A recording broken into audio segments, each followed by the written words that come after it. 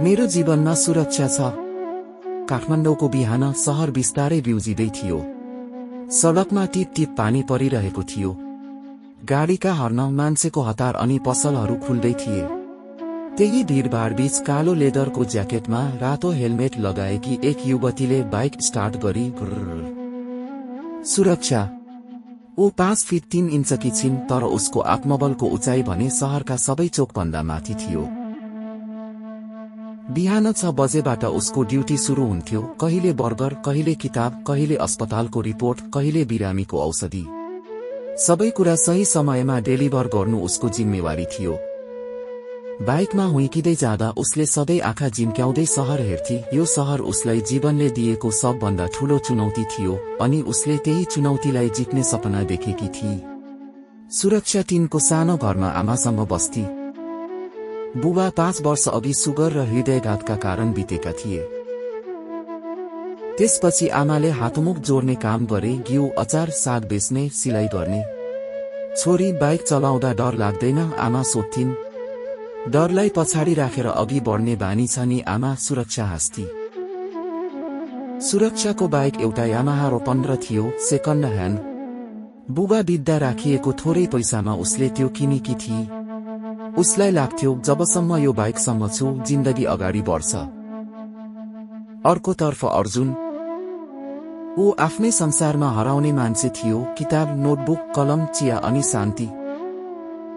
ऊ स्नातकोत्तर सकेर केही समयदेखि फ्रिलान्स लेखन गर्थ्यो, कथाहरू, ब्लगहरू अनि कहिलेकाहीँ कविताहरू पनि।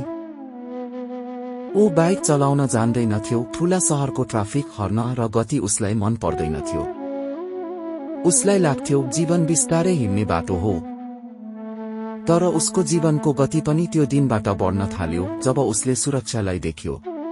अर्जुनले एउटा पुस्तक अर्डर गरेको थियो, द मोटरसाइकल डायरीज। उसलाई किताबले मोटरसाइकलमा यात्रा गर्ने सपनाको झलक दिने गर्थ्यो, यद्यपि ऊ आफै भने बाइक चढ्न डराउँथ्यो। झरी परिरहेको दिन ढोकामा बेल बज्यो। ढोका खोलेको केही सेकेन्डमै उसले देख्यो एकजना युवती, पानीले चिस्सिएको ज्याकेट, मुस्कान सहित। यहाँ तपाईको अर्डर। तपाई? महिला राइडर। अर्जुन अचम्ममा। हजुर, म सुरक्षा। म बाइक र किताब दुवै मन पराउँछु, उसले भनिन्। अर्जुन उसै दिन मोहित भयो। सायद किताबले कहिल्यै लेख्न नसकेको पात्र देखेको थियो उसले। त्यसपछि अर्जुनले बारम्बार सुरक्षासँग सामान मगाउन थाल्यो, कहिले किताब, कहिले फलफूल, कहिले अनावश्यक अर्डर। उद्देश्य एउटै, उसलाई देख्न, उससँग बोल्न। सुरक्षाले थाहा पाई यो मान्छे केही फरक छ।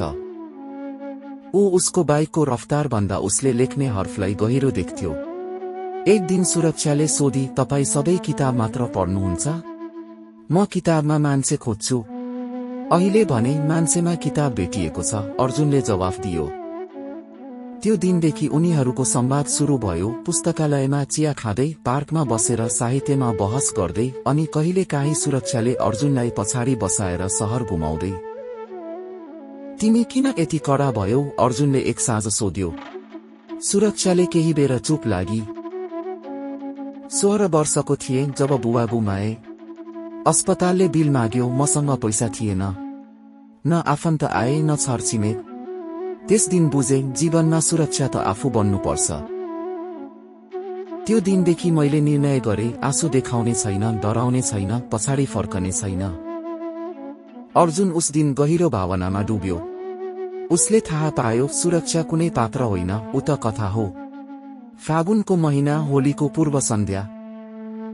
अर्जुनले सुरक्षा सामु आफ्ना भावना राख्यो। तिमीलाई पहिलो दिनदेखि मन पराउँछु, तर म डराउँछु, म तिमी जस्तो साहसी जीवनसँग मेल खाने पात्र होइन कि?